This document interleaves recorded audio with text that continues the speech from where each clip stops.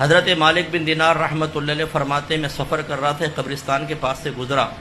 تو مجھے ایک نور نظر آیا، تو میں نے کہا لا الہ الا اللہ، ایسا لگتا ہے کہ اللہ نے ان سب کی بخشش کی ہے، کیسا نور نازل ہو رہا ہے۔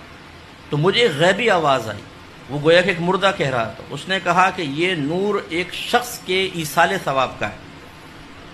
تو میں نے کہا وہ کیا تھا؟ اس نے کہا اس شخص نے ایک دن وہ اپنے حجرے سے باہر آیا اور 2 رکعت نماز اس طرح پڑھی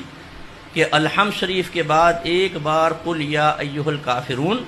اور ایک مرتبہ سورہ اخلاص، دونوں رکعتوں میں سے پڑھ کے اس کا ثواب ہمیں بخشا، یہ نور تم اس کا دیکھ رہے ہو۔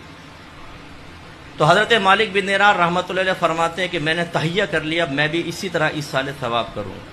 کچھ عرصے بعد کہتے ہیں مجھے خواب میں نبی کریم صلی اللہ علیہ وسلم کی زیارت ہوئی اور سرکار نے ارشاد فرمایا کہ اے مالک،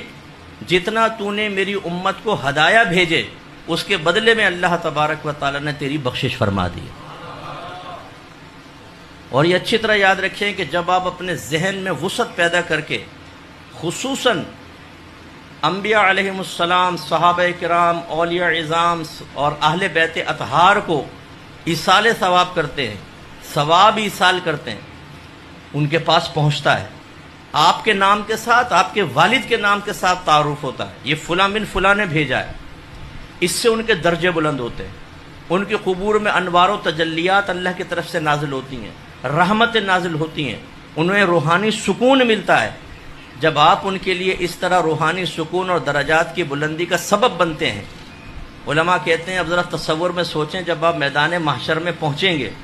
اور ان نفوس قدسیہ کو اللہ تعالیٰ اذن شفاعت عطا فرمائے گا تو یہ کسی کا احسان نہیں رکھتے ہیں، یہ تمہیں ڈھونڈ ڈھونڈ کر تمہاری شفاعت کریں گے۔